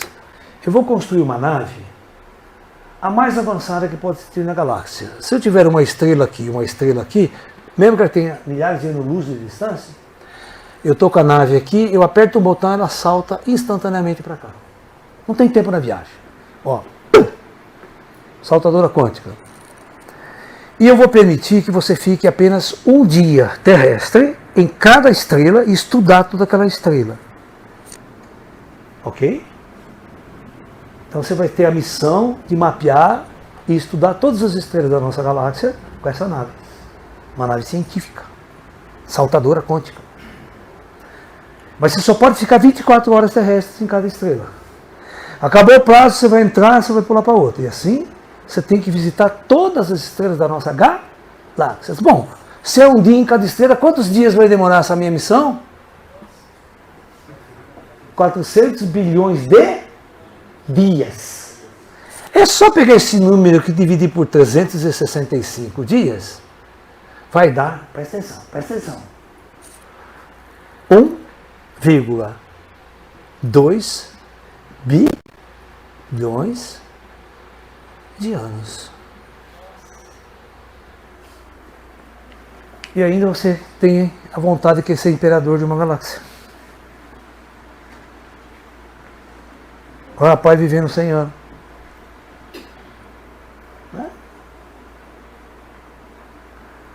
É só uma pequena continha e vocês vão ver como os escritores científicos são idiotas. Dominar um planeta já é uma merda desgraçada. Agora o cara que quer dominar a galáxia, pô, é uma merda. Né?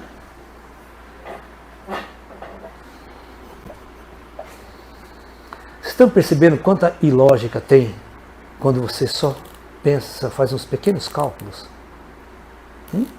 Pequenos cálculos simples tiram você das trevas. Por isso que matemática é importante. Quem que estava na aula ontem aqui? Levanta a mão. Pouca gente, né? Porque eu dei o desafio matemático ontem aqui, pô. Ó, a filha da coisa, da Eliane, vai fazer o FUVEST hoje. Certo? Dei o exercício para mãe, nem fudendo porque vai resolver. É 8 elevado a 2 terços menos 1. Não é assim. Ó, é assim, ó. 8 elevado a menos 0,3333, uma dízima periódica. É 8 a menos 1 terço. É. Começa por aí. Entendeu? Quanto que dá?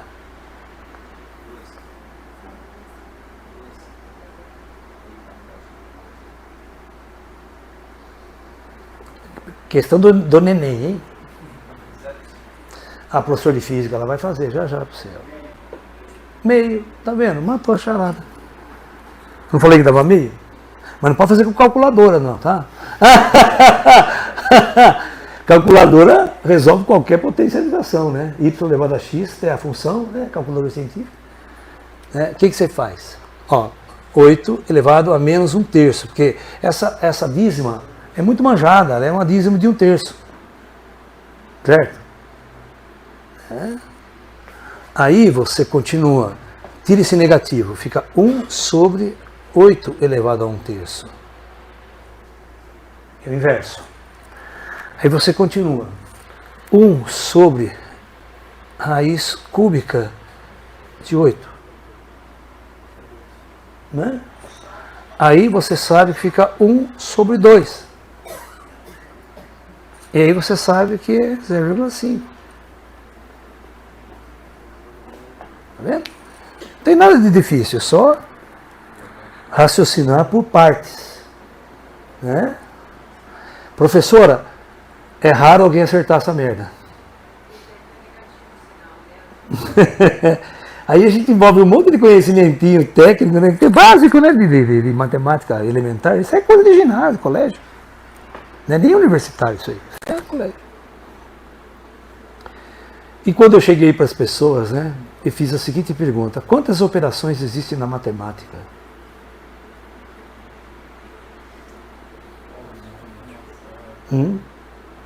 Hã? Quem já assistiu minha aula sabe, né? Agora, quem não assistiu minha aula, jamais vai saber que só existe. Você vai, mas tem soma, dividir, multiplicar, né? Subtrair, raiz quadrada, não sei o que tem, potência tanto, você vai achar 1 milhão de. Mas só existe uma única operação na matemática. Essa operação é a soma. Né? Por isso que o Newton, quando inventou a integral, ele fez assim, ó, um S de soma. Né? Só existe soma. Vamos pesquisar. Por isso que o computador funciona. O computador resolve todas as coisas que só existe soma. Então ele aprendeu a somar bem o computador. Então, aprendendo a somar bem, ele resolve todas essas equações que vocês viram aí, ó. Né? Porque ele sabe pensar. Professor, se fala muito em termos de tempos, só que em outros planos o tempo também tem a mesma dimensão. Claro que tem. Tempo não existe em lugar nenhum. O tempo é uma invenção humana. Pois é. E aí quando se manifesta em outro lugar também o tempo continua existindo? Não existindo. Ele não existe nem aqui nem em lugar nenhum. Tempo é uma coordenada matemática que os físicos inventaram. Tá? As pessoas acham que o tempo passa, mas o tempo não passa. Né? Eu posso construir uma matemática física sem usar tempo. Só mudar a formulação. Não precisa de tempo para. É que as coisas ficaram notórias na psique humana, você está entendendo? Quando que as pessoas começaram a pensar tempo? Então o índio, ele que não sabe, nunca teve relógio na vida, nunca teve porra nenhuma. Então o índio ia marcar um encontro com você.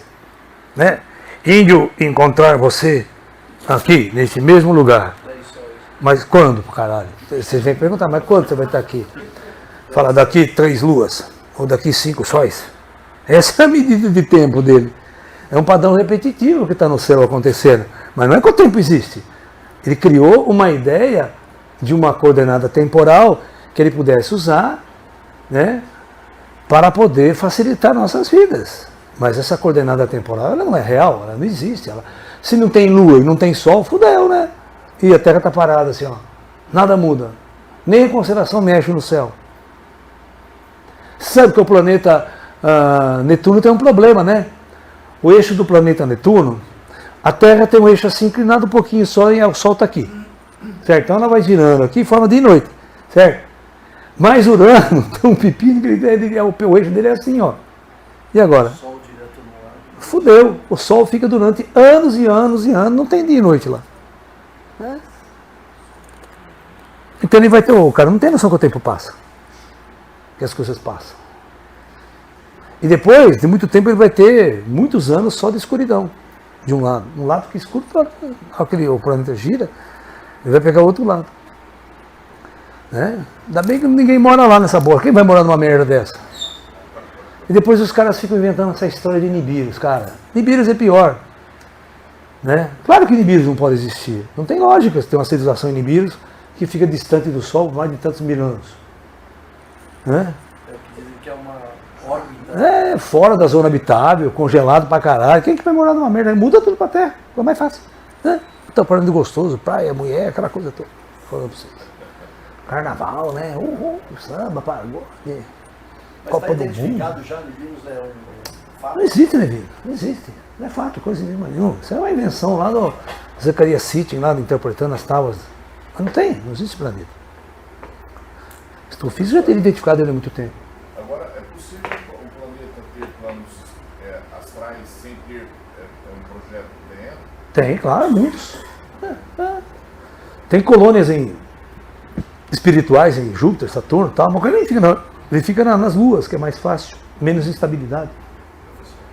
Existe uma distância média da superfície das astrais? Por exemplo, a tantos quilômetros você volta para um lado, depois Sim, isso aí depende da quantidade de matéria que o planeta foi agregando. Não é uma regra.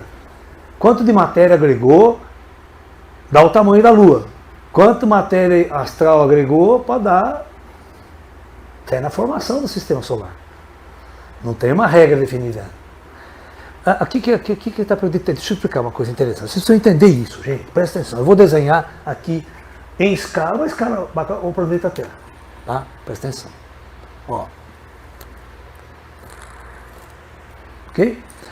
Não se esqueçam que o eixo de rotação é esse aqui. Agora eu vou desenhar, que não tem caneta colorida aqui, não tem. Mas eu vou desenhar 500 km de altura, que é a cidade, nosso lar, que fica tudo, né? Alright? Então vocês vão pensar que o Sol fica aqui. O Sol está aqui. Então onde é dia? Toda essa face é, e toda essa face é noite. Eu vou tentar desenhar 500 km de altura, que não vai nem dar para desenhar, porque ele vai sair assim, ó.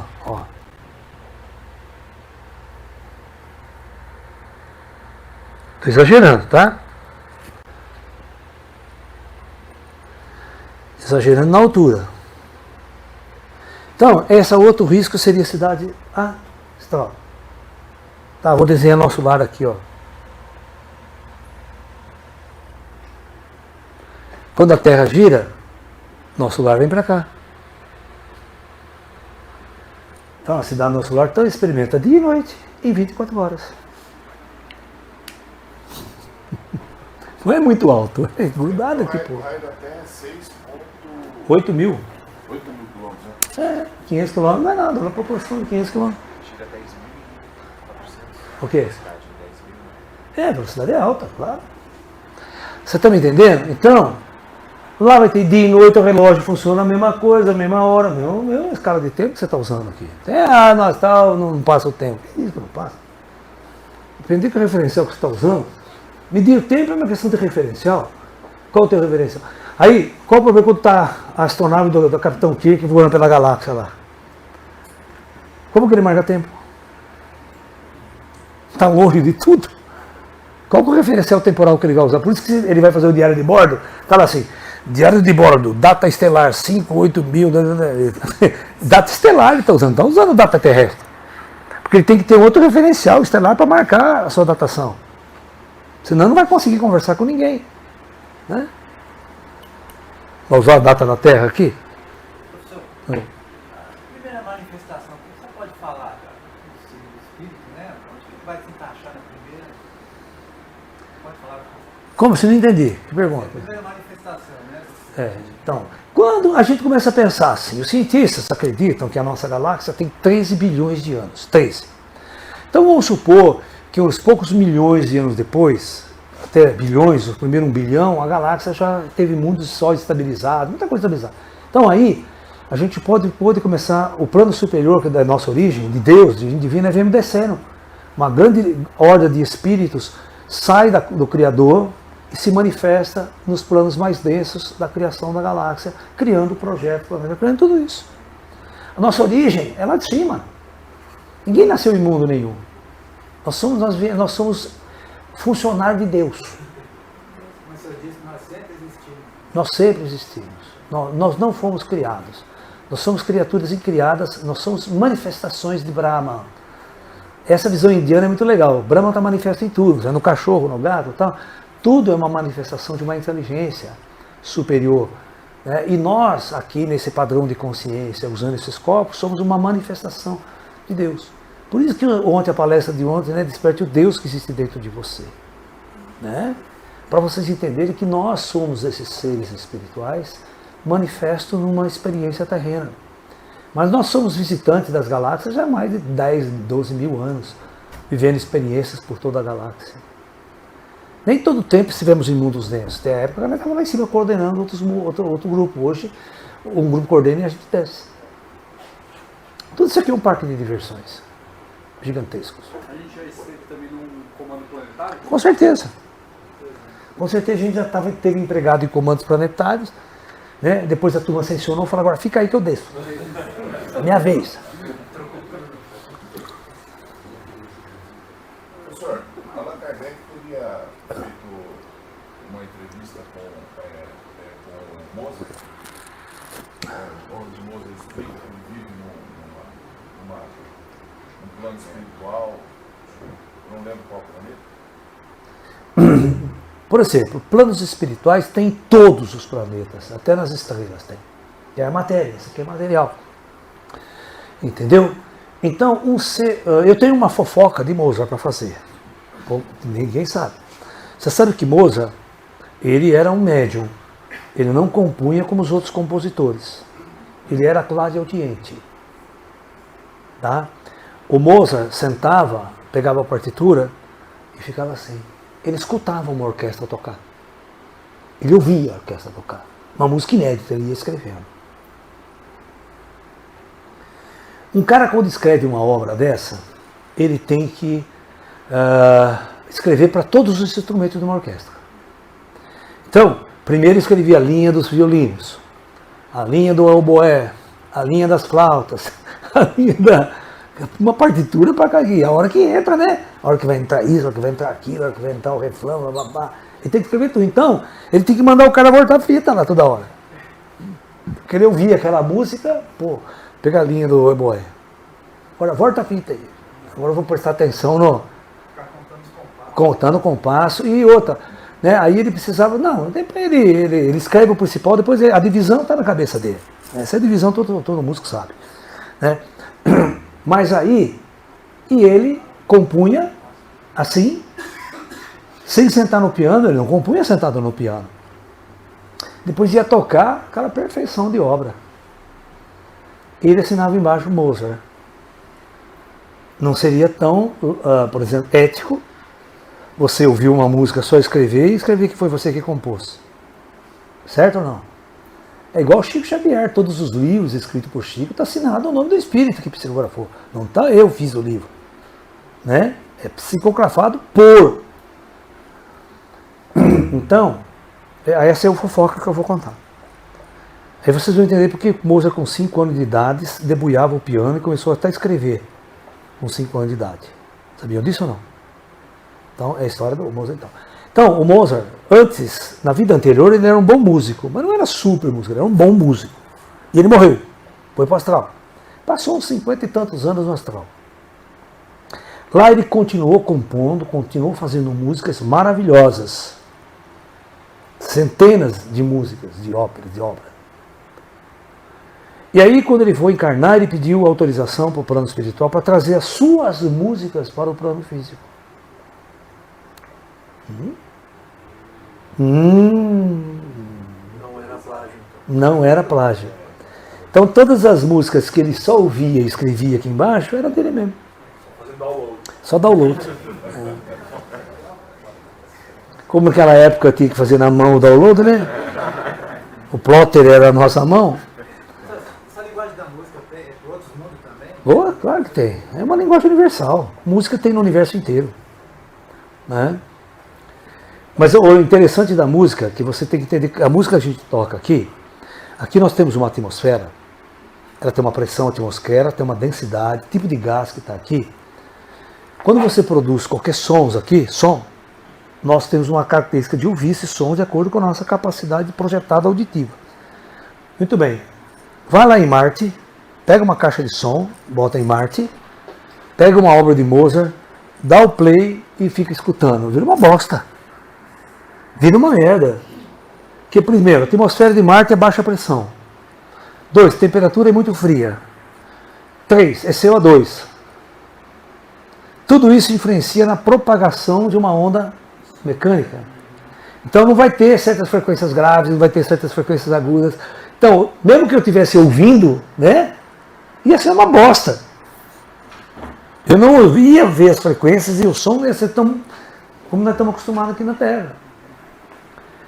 Então agora vamos para o plano astral. Lá em cima não tem atmosfera, não tem porra nenhuma. Como é que o som se propaga? Ou seja, não se propaga. É óbvio que as obras musicais feitas lá em cima não estão baseadas em ondas sonoras, mecânicas. São baseadas em outro padrão de ondas e outro padrão de frequência auditiva. Por isso que lá as notas não são restritas a 7 notas musicais. Os instrumentos têm 49 notas musicais. Imagina o que não se dá para fazer de música. E outra, aqui nós temos um limite muito sofisticado da técnica. Pega um violão para tocar, você demora 30 anos você começar a aprender a tocar essa bosta. Não é, Fraco? Dói o dedo pra caralho. E começar, velho, se fudeu, né? Porque a cabeça não funciona depois de velho. 6 meses. Você vê, qualquer criança fala inglês em 2 meses, né? Mas vai botar nós para falar inglês. Uma dificuldade. Então, instrumento musical é a mesma coisa. Você tem dificuldade quando você está numa certa idade. Então, tem uma técnica, a sua mão não vai. Você está entendendo? Tem um amigo meu, né, que a gente tocava, era de uma banda de chorinho, o cara toca cavaquinho pra caramba e deu um AVC no desgraçado. Aí ficou meio, coitado, não consegue tocar direito mais, você está entendendo? Ou seja, a técnica limita a capacidade operacional de você produzir a música. Agora você imagina que você chegar no astral, botar um capacete e você fazer o som que você quiser. Independente de tocar qualquer coisa. Você vê agora está na moda DJ, né? DJ não sabe bosta nenhuma, não toca porra nenhuma e fica lá achando que está fazendo alguma coisa, né? É assim que funciona. E aqui a nossa forma de escutar é mais limitada também que o espírito, né? Exatamente. Esse é o ponto-chave. Né? Por isso que certos sons, quando produzidos no plano astral, é difícil reproduzir aqui. Até o nome do Djar, que é o nome lá, não é Djar lá. Ele tem um som parecido com o Djar, mas não é porque a vibração lá é outra. Entendeu? Tem esse lance também. Então, é isso aí. Tem perguntas? Vocês querem fazer perguntas? Entenderam direitinho de onde vem os ETs? Né? Não vão cometer mais essa gáfia.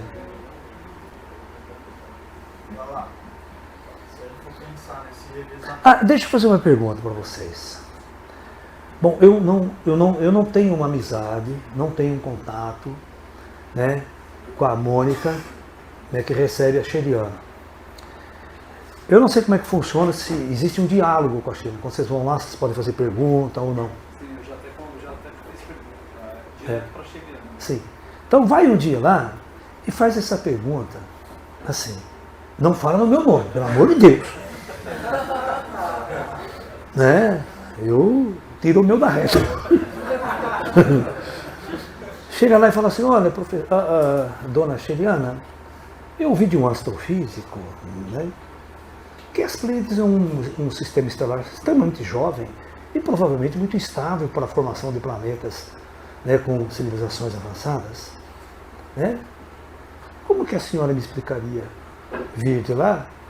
Ou se é simplesmente uma metáfora que a senhora usa e você, na verdade, seriam seres espirituais avançados operando em outras dimensões? Só faça essa pergunta. Né? Ela vai... Na verdade, a Xeriana não é um espírito já ascensionado. Vem de um planeta de regeneração. É mais baixo, o negócio é mais baixo. Você me foi ainda mais, hein?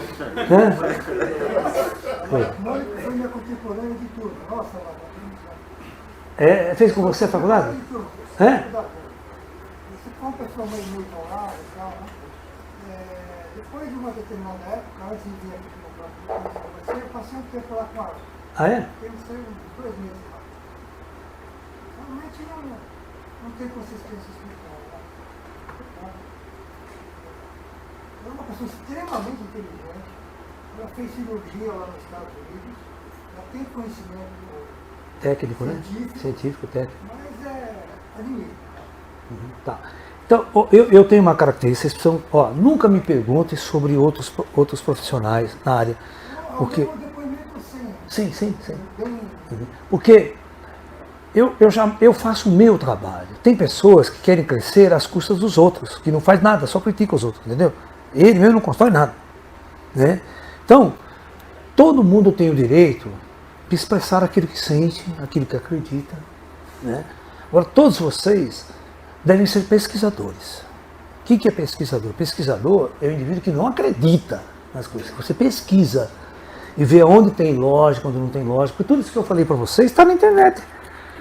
Certo? Você vai acreditar nos esotéricos que falaram essas coisas? Não, tem que ter uma lógica, tem que ter uma razão as coisas. Ela faz um trabalho também caritativo, por quê? Sim.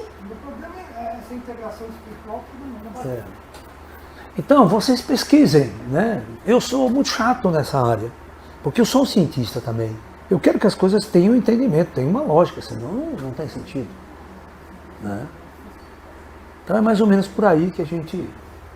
Professor, você fala muito em individualidade do ser ascensionado. Existe alguma forma de fusão entre material e etéreo para formar uma individualidade superior? Como se dizem algumas religiões que os elementais que vão evoluindo se vão fusionando para formar matérias mais densas? Tudo bobagem, as coisas não funcionam assim. O ser humano, ele aprendeu a evolução de cima para baixo. Não existe evolução de cima para baixo. De baixo, quer dizer, de baixo para cima. Tá? E não existe nem a palavra evolução no plano espiritual. Ok? Isso é uma questão muito humana. É da nossa matemática, da nossa forma geométrica de pensar o universo. Os gregos começaram a inventar reta, inventar todo um jeito de pensar que não funciona lá em cima. Nem na física. A geometria euclidiana já foi abandonada pelo Einstein há muito tempo. Porque a geometria euclidiana não funciona nas matemáticas mais avançadas.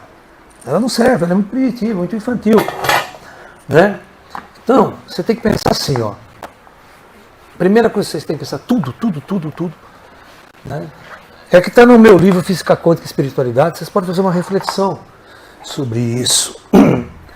No princípio, era uma energia criadora, era Deus. Só para vocês usar, simplificar a linguagem mesmo, tá? Essa energia, ela era uma inteligência. Ela resolveu criar o universo. Mas que substância ela vai usar para criar o universo? É a substância dela. Ela vai criar galáxias. Em todas as 7 dimensões. Tá? Aí, ela transforma parte da sua energia na matéria que se cria o universo. Aí, tem uma outra parte dela que é consciência. Então, essa consciência, ela vai pegar, dividir em hordas e vai começar a descer. Mas é o seguinte, então vocês vão prestar atenção assim, a consciência divina, Deus, vamos supor que essa bolinha aqui preta. Cada vez que essa consciência descer para um nível das 7 dimensões, que é isso aqui, ó, vamos fazer um gráfico agora aqui.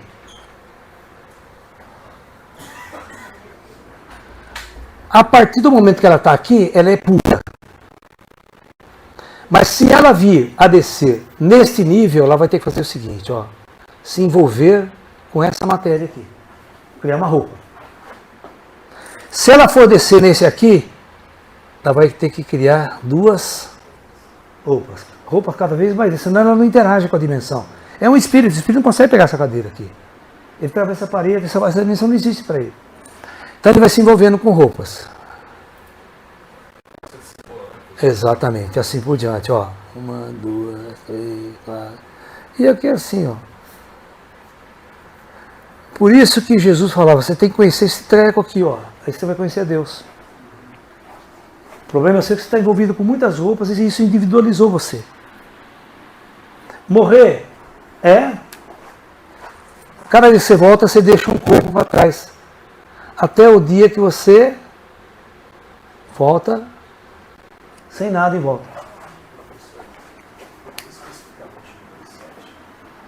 É o número 7, é 7. Pode ter certeza que é 7 dimensões grandes. Porque não é infinita. As dimensões não são infinitas. Elas são quânticas. Deus calculou certinho o número certo para fazer as coisas funcionarem e tal. Entendeu? Então, todos os seres vivos que existem aqui, todos vieram de cima para baixo. Até os devas. Até os devas são assim. Os devas não estão evoluindo para se tornar gente. Isso aí é tudo bobagem. É uma evolução paralela. Cada coisa que existe aqui foi colocada por engenharia sideral, que veio de natureza espiritual. Ah, tudo vem de cima. A descida e o retorno. E cada vez que você vai perdendo corpos, a sua noção de individualidade vai deixando de existir. Né? Você tem que imaginar o seguinte. Imagine um oceano. Imagine você dentro de uma bexiga. O que acontece quando essa bexiga estoura e você se dissolve no oceano? Porque você é uma consciência cósmica, você saiu de lá, você era isso aqui tudo. Você só foi individualizando. Então, é mais ou menos isso que nós temos que entender. A nossa origem, e de todos os ETs, é lá de cima. Ninguém veio de planeta nenhum, nem nasceu em planeta nenhuma. Os planetas são criação de nós. A engenharia sideral desce e vai criando mundos, vai construindo esses mundos. Né? Então, quando se fala em criar corpos existenciais para se manifestar em dimensão superior, significa tirar a casca. Tirar a casca, porque nós já somos lá de cima. Evoluir. Não, nós já somos evoluídos, nós só descemos para fazer uma farra. Reconhecer. Só para brincar. Por que você vai na montanha russa? Porque no dia a dia você não tem essa sensação. Então você constrói algo para ter uma sensação diferente. Isso aqui é a mesma coisa, construir o universo para a gente habitar ele e ter sensações e viver. Senão é chato, sou Deus, tudo poderoso. Faço o quê? Porra nenhuma, fica lá tocando harpa. Chatíssimo do caralho, cara. Uma parte espiritual dos orbes. Existe uma consciência do orbe, ou o orbe é uma criação artificial totalmente? Ou existe uma consciência? Não. Se você imaginar, presta atenção. Tem um físico francês chamado Jean Charron, pode procurar, ele tem um livro escrito O Espírito Esse Desconhecido. Então, ele vai demonstrar que todas as partículas, né, próton, elétrons e nêutrons, inclusive o elétron, que ele começa a estudar o elétron, tem consciência. Por que o elétron tem consciência? Porque ele veio disso aqui, ele veio de Deus, ele é uma manifestação de Deus, então ele é uma manifestação de algo consciente. Então aquilo que você chama de matéria bruta, não é uma matéria bruta, é uma matéria que tem uma consciência associada a ela. Por isso que se fala no espírito de Gaia, né? O planeta inteiro tem uma consciência. No fundo tem.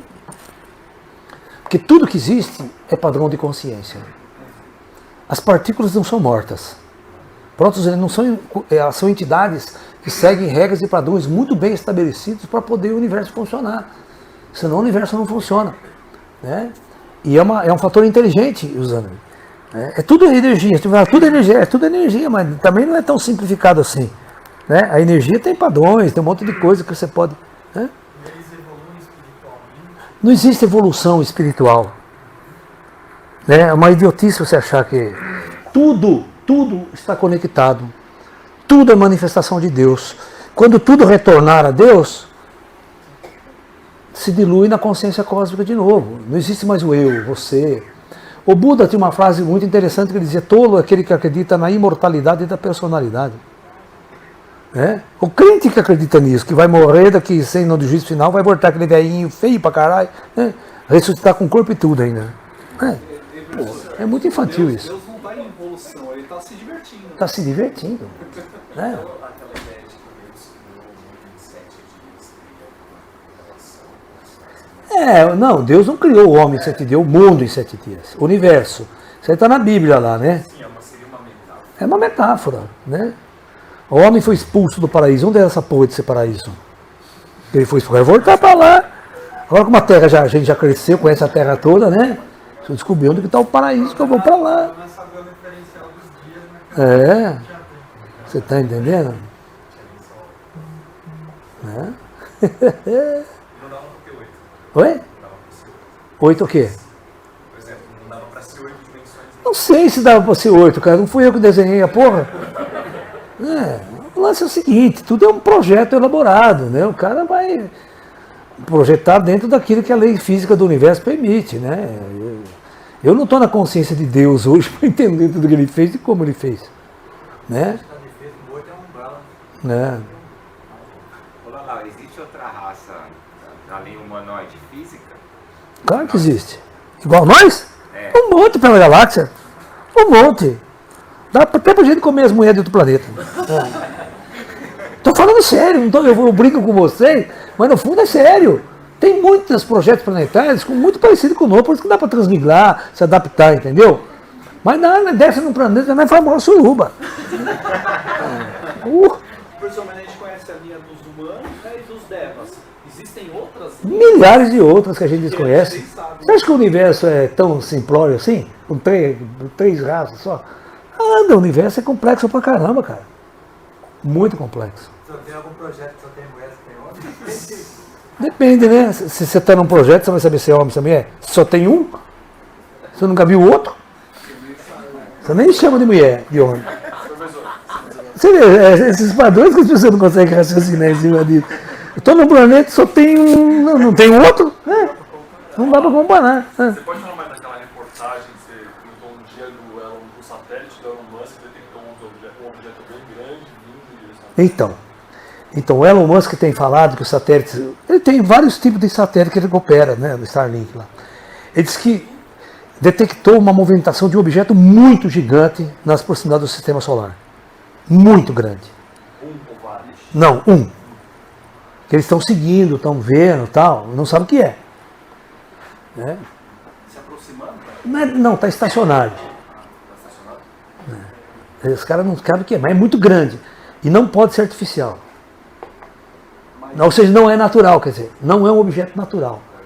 Porque objetos naturais não estacionam, eles ficam andando, não há velocidade. Se estacionar, cai. Em algum lugar ele vai cair em Júpiter, que os planetas com o tempo atrai. Né? Não pode estar parado, ele tem que estar em órbita de alguma coisa, com alta velocidade. A alta velocidade é que mantém ele estável dentro de um sistema, né, solar. Ele não pode parar, se parou, dá zebra. Mas não foi grande, super divulgado assim? Não, ele não divulga.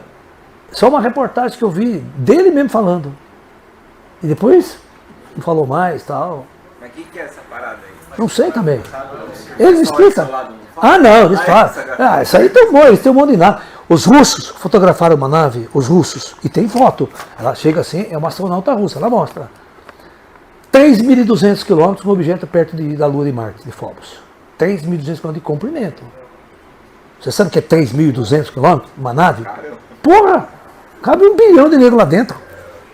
E sobra espaço aí. Namastê, vamos embora que tem esse jogo.